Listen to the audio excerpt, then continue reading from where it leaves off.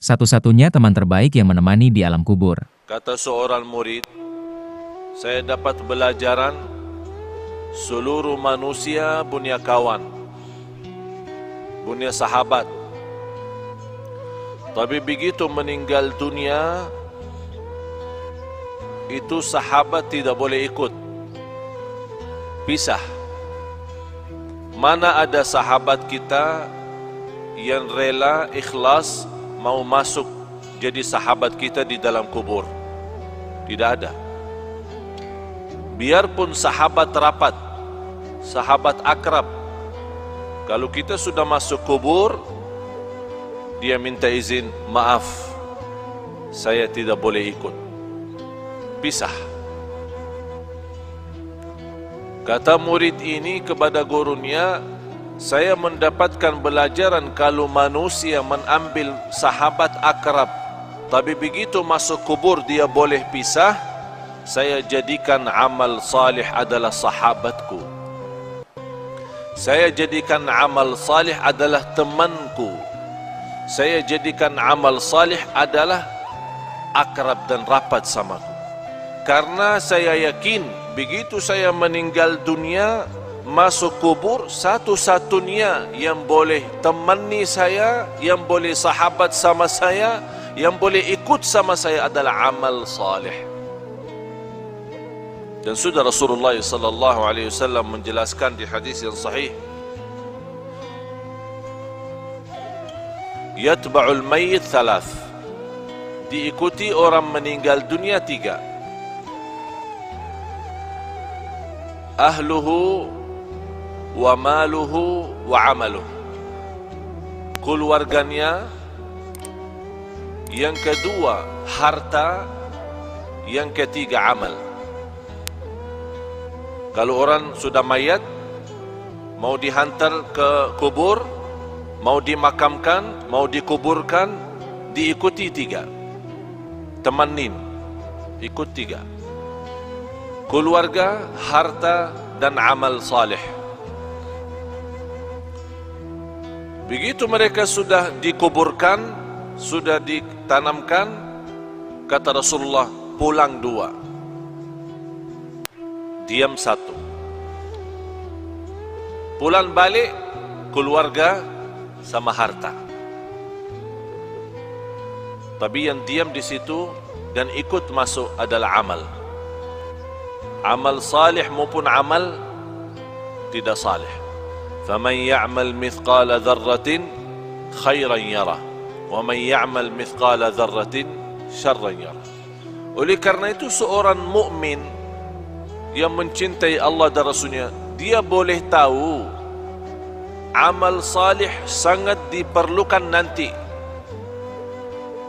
Oleh karena itu, yang semestinya perhatian kita sepenuhnya bukan kepada keluarga, bukan kepada harta dunia kita, tapi perhatian kita kepada amal kita. Karena ini yang menjaga kita nanti. Boleh dengan amal salih itu, kita sudah di dunia kubur, boleh jadi sinar. Allah bagi cahaya. Cahaya dari mana? Salat, wudu, sedekah, puasa, silaturrahim, akhlak mulia, amanat, jujur, lemah lembut, kasih sayang, cinta. Semua kebaikan dia usahakan dan dia amalkan. Di situ Allah terangkan kubur yang namanya kubur sempit, gelap. Dan kita sudah nampak macam mana kubur. Dan tidak ada di dunia orang masuk kubur sudah dibagi lampu di dalam. Tidak ada. Apakah anda sudah nampak? Masuk ke dalam satu kubur, buka, ada semua. Ada tempat tidur, ada lemari es, ya, untuk minum-minum nanti. Ada enggak? Tidak ada kan? Tidak ada sama sekali. Selimut, bandal, boleh masuk sana? Tidak ada. Semuanya tidak ada. Biarpun raja, biarpun sultan, biarpun menteri, biarpun orang kaya, biarpun apapun jabatan, biar miskin, boleh di dunia beda rumah. Orang kaya punya istana, punya rumah bagus. Orang miskin punya rumah sederhana. Tapi kalau dalam kubur sama, tidak beza. Tapi yang boleh jadi beza kalau di kubur, bukan soal kaya miskin, bukan soal orang mulia, soal orang biasa. Tapi yang menjadi beza dalam kubur adalah amal salih. Disitulah dalam amal salih Allah terangkan kubur yang sempit, yang gelap, tidak ada udara, tidak ada angin, tidak ada oksigen, tapi boleh orang yang masuk di sana karena dia banyak istighfar, banyak jaga salat, banyak salat malam. Allah luaskan dia punya kubur. Sebagaimana kata Rasulullah, Allah jadikan kubur itu raudhah min riyadil jannah, taman dari taman surga. Dan boleh juga kubur itu menjadi lubang dari lubang neraka. Apakah kita sudah bersedia masuk rumah baru itu sesuatu yang mesti? Tidak boleh seorang tidak masuk sana. Semua mesti masuk. Semua mesti masuk.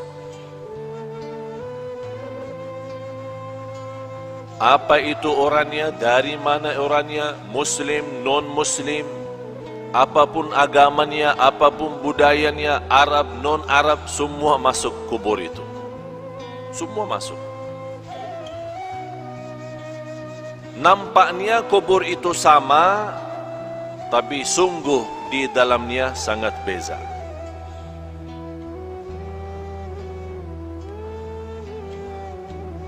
Kemarin ada seorang meninggal dunia, seorang ibu.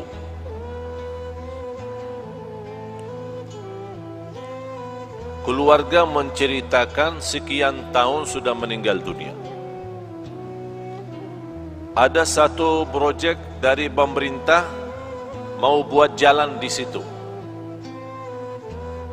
Jadi semua makam-makam kuburan yang ada di situ mesti dipindah. Pas mereka dikubur seorang ibu yang sudah meninggal dunia sekian tahun, dibongkar kubur, dibuka, dicium harumnya macam harum misk. Semua orang yang datang bekerja merasa harumnya luar biasa. Harumnya membuat hati tenang. Harumnya yang tidak pernah kita dapat di dunia. Itu keluar dari dia punya kubur. Akhirnya ditanya dia punya keluarga, apa amalan seorang ibu ini sampai boleh dapat kubur macam itu harumnya? Mereka menjawab, ibu kami tidak pernah tidur malam hari sampai membaca surat Al-Mulk, Tabarakalladzi biyadihil mulk. Setiap malam Allah bukan hanya terangkan kuburannya, tapi Allah harumkan. Harum luar biasa. Dan itulah kata Rasulullah sallallahu alaihi wasallam, 30 ayat,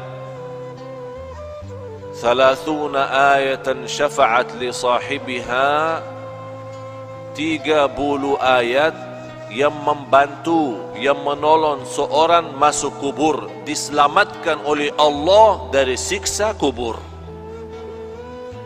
Apa itu 30 ayat? Tabarakalladzi biyadihil mulk. Dan ini juga menjadi sunnah Nabi kita, Nabi Muhammad sallallahu alaihi wasallam. Sekarang tuan-tuan jamaah sekalian cuba bertanya diri, berapa kali kita baca surat Al-Mulk? Ini bahan suratul Mulk 30 ayat. Kalau kita duduk tidak lebih dari 15 minit, 20 menit. Tapi 15 menit mahal. 15 menit jamin kita selamat dari siksa kubur. Tapi banyak manusia yang lalai. 15 minit boleh kita selamat di alam kubur, tapi kita lalai, sepertinya kita sudah siap disiksa di kubur, bukan diselamatkan. Na'udzubillah. Oleh karena itu, tuan-tuan jamaah sekalian yang dimuliakan Allah Subhanahu wa taala, dirahmati Allah sekalian, baca surat Al-Mulk. Niat kita diselamatkan oleh Allah dari siksa kubur, diselamatkan oleh Allah dari kubur, lubang dari lubang neraka. Menetapkan hati kita saat ditanya oleh mungkar nakir, kita boleh pandai jawab. Ini semua barakah surat Tabarak. Tabarakalladzi biyadihi al-mulk wa huwa ala kulli syai'in qadir, alladzi khalaqal mauta wal hayata. Allah menciptakan mati dan hidup, liyabluwakum ayyukum ahsanu amala, diuji kalian siapa di antara kamu yang sebaik-baik amalan. Yang saya herankan, umat Islam yang segitu indahnya Islam, segitu mudah amal salih, tapi banyak yang malas. Malas alasan sibuk, malas alasan hawa nafsu, malas alasan dunia, syahwat, harta, anak, keluarga. Kalau sudah masuk di dunia kubur, baru dia nampak hakikah berlaku dan perbuatannya. Di situ dia bercakap, ya Allah, kurbankan semua keluarga saya siap. Saya ikhlaskan semua jadi korban. Orang tua saya, istri saya, anak saya, cucu saya, harta saya, semua masuk neraka. Tapi ya Allah, saya mau selamat sendiri. Itu berkata orang kalau sudah masuk di sana, dia akan nyesal, dia akan sedih. Tapi tidak ada guna kalau sudah nyesal di dalam sana. Tidak ada guna. Sekarang nyesal ada guna. Kalau nyesal merubah kehidupan kita menjadi lebih baik. Kalau kita sedih menjadi orang segera taubatan nasuha, mengisi amal salih, mengisi taqwa dan mengisi apa yang diridai Allah Subhanahu wa taala. Baru akan terwujud saat kita menghadapi kematian. Ya ayyatuhan nafsul mutmainnah, irji'i ila rabbiki radiyatan mardiyah. Ini sebuah penghargaan yang luar biasa istimewa dari Allah. Ini Allah panggil, jiwa yang tenang, sini, jangan takut, jangan khawatir.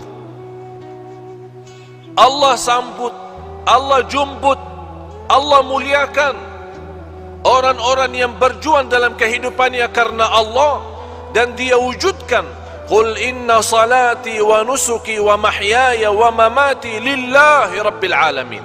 Dia wujud hidupku, matiku karena Allah. Di situ nanti di akhir hayat Allah jaminkan husnul khatimah.